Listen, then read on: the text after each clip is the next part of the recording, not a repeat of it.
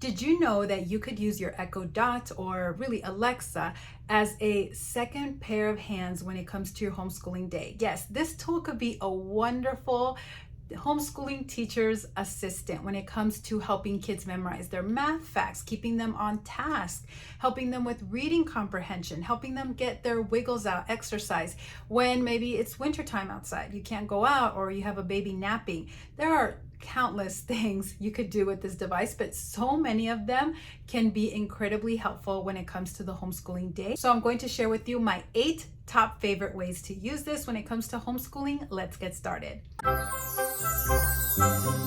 Hi there, welcome back. And if you're new here, welcome. My name is Karen and I like to help families achieve sustainable and enjoyable homeschooling. And I understand, because I've been there myself as a mom of 6 kids, that it's not always very enjoyable when you're in the thick of it and you have a lot of little kids. And what I really love about it is that it's screen free and it's hands-free. You could be nursing a baby across the room and just call out these things that I'm about to tell you and bam, you're going. So I have not always been a fan of these devices, and I still like unplug mine and mute it and all of that from time a lot, but they have won me over. And especially like the announce feature, my husband has one in his office, I have one in the kitchen, and so we can communicate back and forth. And it came in really handy when my car battery died at the library when I had all the kids and my husband had his phone on silent and he wasn't seeing my missed calls and text messages, and I was able to use that announce feature from my phone, and it announced it straight to his Echo Dot in his office and came right away. So it has won me over. I'm not gonna lie, I still have some reservations. I used to be one of those people thinking, why would you invite a wiretap into your home? But yeah, of course there are ways that you can delete the recordings and etc. This video is not about that. I'm just going to share with you, if you have one of these devices, if you're open to it, how it can be extremely helpful. So let's get started. All right, so jumping in with number 1, we're going to start with some of the more practical things before we jump into the commands, like the skill set things. So number 1 is timers. It's a great way to set a timer. Let's say you want them to read for 30 minutes their RC books or work this long on writing. You can set it on the device, and even if you walk away, you're changing laundry, you're doing something in the kitchen, they're going to hear it. They're going to hear the timer go off, so you don't have to keep track of it on your phone. Or I know sometimes you buy timers and they get lost and misplaced. So this is a great way to set the timer. It'll go off. Even if you forget about it, your assistant is not going to forget about it. You can also use this for Pomodoro if it helps with kids who have maybe ADD, something like that. Pomodoro technique is really effective, and so you can use the timers for that. Number 2, again, something a little bit more practical, is just using it for music. Of course, you can play music on the device, and I like to play classical music. I would do this a lot when all the kids did the timed math facts test, those Saxon math fact warm-up sheets, and so I would play classical music while they were working on them. And that, I think it just really helps. There's so many benefits, right, to classical music, to hearing it, but even during timed tests, you could play it during lunchtime. It just kind of really always puts the house in a very relaxful, peaceful mood. Number 3 is answer any question. And I love that it's in a screen-free way. Now, obviously, as parents, we don't have all the answers. There's lots of times my kids ask me something and I don't know. And rather than having to pause and look it up on my phone, again, I'm bringing out my phone again. Instead of having to do that, or my kids searching for something online, which I'm not comfortable with, who knows what the auto suggestion would show, or ads would pop up on whatever website they're on.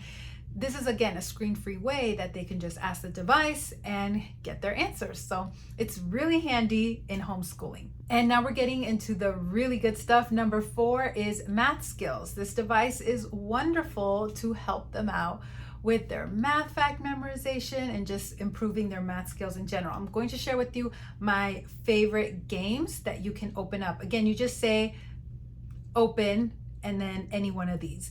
Lemonade stand, bamboo math, math facts, 1, 2, 3 math, and smart math. So go ahead, open those up, listen to them, and pick your favorite one. So if you have maybe slightly older kids that are starting out, Saxon 54 and they didn't have their math facts really down solid, this is a great little incentive to do at the end of their lesson, to then go ahead and work a little bit on the math facts app on the device. So that would be really fun. And it's also great, of course, for your littles. Number 5 is helping them develop their language arts skills. So there are some different games. I'm going to share with you my favorites and then explain them a little bit. But we have Bamboo Books, Highlight Storybooks, Mad Libs, and Speak Spell. So when it comes to Bamboo Books and Highlight Storybooks, they read them, out loud on the device, pieces of a story, and then they have to answer the questions before they can move on to hear another piece of the story. So again, great for younger children. Maybe you're helping older kids, giving them feedback on their essays, whatever. This can really occupy the younger kids. Again, it's screen free, it's interactive, and that's really fun. Also, Mad Libs. Who doesn't love Mad Libs? So you could do this on the device, as well as Speak Spell, to help them improve their spelling. You don't have to buy a whole spelling curriculum or play computer games if you don't want them to do that. This is a great way to do it screen-free, hand-free. Number 6 is story time. Read aloud to somebody else, to read aloud to your kids.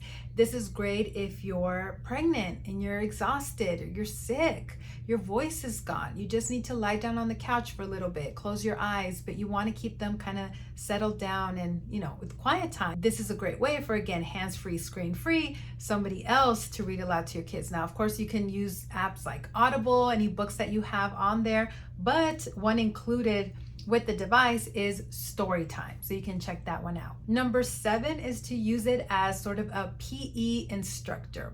Again, fantastic for when it's wintertime and you can't go outside. You have a sleeping baby, you can't go outside. And so you want them to get their wiggles out, get some exercise indoors. So some of the things you could say open are freeze dance, animal workout, Krabby dance, Incredibles hero training, that one's really fun, and Kung Fu Panda. So open up one of these and they will get moving in the house. And number 8 is using it just for fun. These are things I'm going to mention that you can open up with the device that are just for fun, guaranteed to keep the kids happy, engaged, laughing. And those different times of the day where you could just feel like everybody's hungry or cranky or ready for nap time. Something like this can just keep them laughing together and having fun until the next thing. So here are some of my favorite ones. And again, you just say, open any one of these, play 20 questions, animal sound game, would you rather, choose your own adventure, kids quiz, categories for kids, Scooby-Doo, Mystery Inc. Theater. So that's all one, Scooby-Doo, Mystery Inc. Theater, and the Muffin Man game.